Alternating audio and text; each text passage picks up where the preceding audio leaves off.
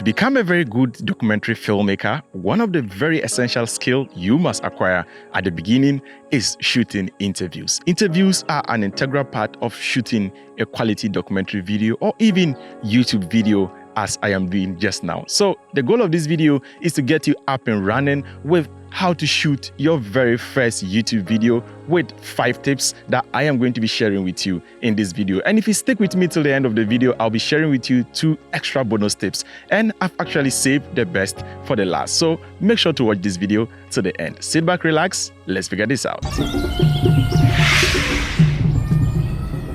The first point to ensuring that you capture that very nice interview is to research on your subject. For example, before I went to shoot this particular interview that you are seeing on your screen right now, I actually researched on the gentleman, and it turned out that he was able to put some machines together some time ago and was able to form a transmitter which could transmit some radio signals. And so once I got there, because I had already pre-researched on the subject, I started engaging him in those kind of conversations.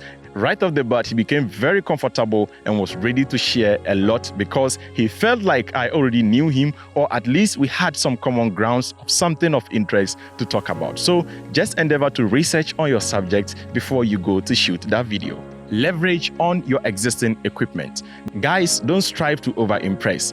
Don't plan an interview with an equipment you don't have or an equipment you can't rent. Now, I am in Africa, and so anytime I'm writing a documentary, I'm very conscious with the kind of equipment that I will get. Now, for example, if I'm watching someone like Peter McKinnon or Mattia Poya, or maybe I'm watching Film Riot, and they show this exciting, nice documentary or a piece of equipment that is going to make my interviews very interesting. Here in Africa, or at least where I am, the part of Africa where I am, I can't get access to that to rent, or I don't have access to that. So what can I do? The goal is to look at such things and break them down or pick the concepts and see how you can recreate most of them using available resources right here in Africa, or resources at your doorstep that you can use to achieve similar effects. So just leverage on the existing equipment you have, and trust me, you'll be able to shoot really epic stuff. The next tip to capturing that epic interview is composition.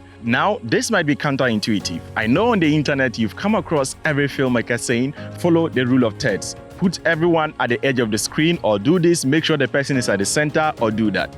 The most important thing here is just make sure that whichever way you choose to frame your shot, that framing should be adding up to the kind of feeling that you want your audience to get, or the kind of feeling that you want to invoke in your audience. For example, I'm currently breaking the rules. As you can see, I have a lot of space here. Just look at the kind of composition, look at the way I've chose to frame this particular shot. This is not a regular everyday shot, because a regular documentary would have had the person there and I would have had the background very blurred. But with this, I've chosen to go the other way around. As much as possible that you must follow the laid down rules, you must also endeavor to make sure that whichever way that you choose to shoot, don't just rely on the rules, but make sure that you have the goal, or you are framing to achieve the final goal of your video. Choose a background that tells the story of your character.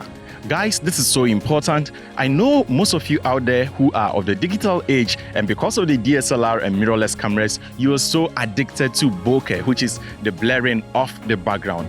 But guys, there are certain instances where it's still important that you get to see what is happening in the background.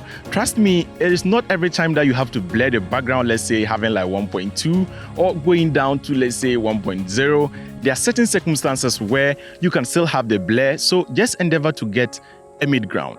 Have the blur in the background, but it shouldn't be so much blur. It should be blurred in such a way that you can still tell whatever that is happening in the background, or activities that are happening in the background. So that way, your background is able to serve as a good preamble or a precursor, or at least just adding some credence to what your character is saying or who your character is in that documentary, or whichever reason that you are filming that interview. For example, in this video, because the guy is helping out make motorbikes, or because he's actually a fitter, someone who fixes machines, I actually had machines in the background. As you can see, you have a little bit of motorbikes and other stuff in the background, just as you can see on your screen. So the background is not just there for nothing. As you can see, it's blur, but however, everything in the background, every element in the background helps to tell a story. And as you can see, this interview, I'm not even blurring the background at all. The focus is solely on me, and you can still see every detail of my background. At the same time,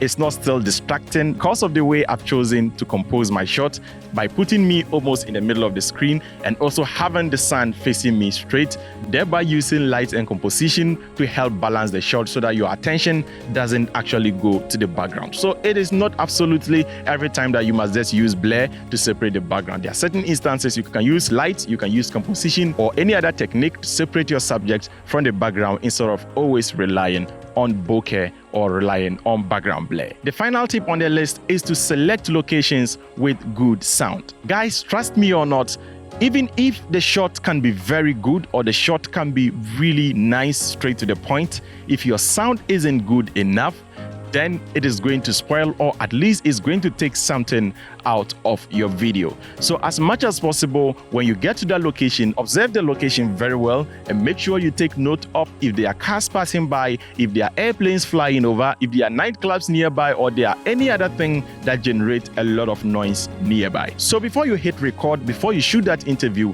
take time, make sure that wherever you are choosing to shoot that interview should be silent enough, or at least it should allow you the leeway or give you the leverage to be able to record really crispy, clear sound without any further interference. For staying through till the end of the video, I'm going to be giving you 2 extra bonus tips, which are the most surest way to making sure that you are successful with your very first interview.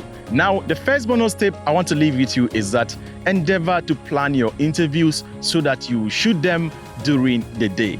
Guys, this is important because the sunlight is free. If you are like me and you are handicapped, you don't have access to equipment to rent, or you don't have access to lots of light, then your best friend is daylight, or let me say sunlight. So just get creative and shoot all your interviews outside like I am doing. Instead of limiting your interviews to, let's say, a studio which requires you to light a lot, just step outside, sunlight is free, and shoot like I'm doing. Now, the last bonus tip is kind of like an advice. You realize I didn't mention anything on the camera you should be shooting on.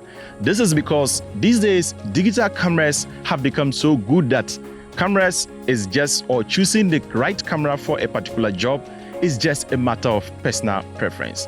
As much as possible, any kind of camera that you have. In fact, I've seen people even make mobile phone footages or mobile phone footage look really cinematic. So regardless of the kind of camera you have, just endeavor to make sure that you know the in and outs of the camera very well. Know the base ISO of your camera so that you'll be able to squeeze the best image quality out of it. Never experiment on the job.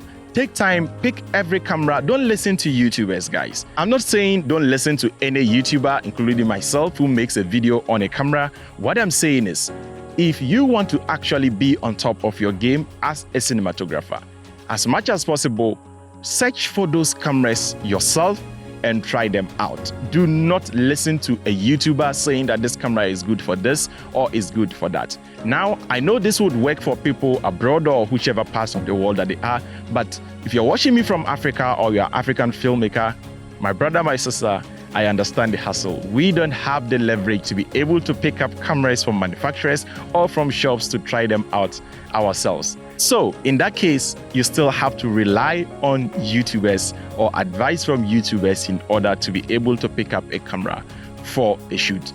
But what I would say is that from my experience, what I do is I go around searching for friends, family, or just trying to link up on the internet, anyone who is coming to Ghana or anyone who is around Ghana or anyone who is around my jurisdiction who is a filmmaker and has a similar kind of camera or something, so that I could just try it out myself, borrow it and try it, or probably just ask of their own personal experience. Meeting someone in person and finding out certain information sometimes can really be of much help than listening or taking it from YouTube. That is all the tips I have for you today, which are the most surest way in helping you capture very epic interviews. Thank you so much for watching this video. And guys, if you aren't subscribed to this channel yet, make sure to click on the subscribe button. Make sure to hit on the notification icon so that you get notified anytime we drop awesome content like this on the African Based channel. And like always, like we do it on the channel, guys, keep practicing filmmaking. Peace out.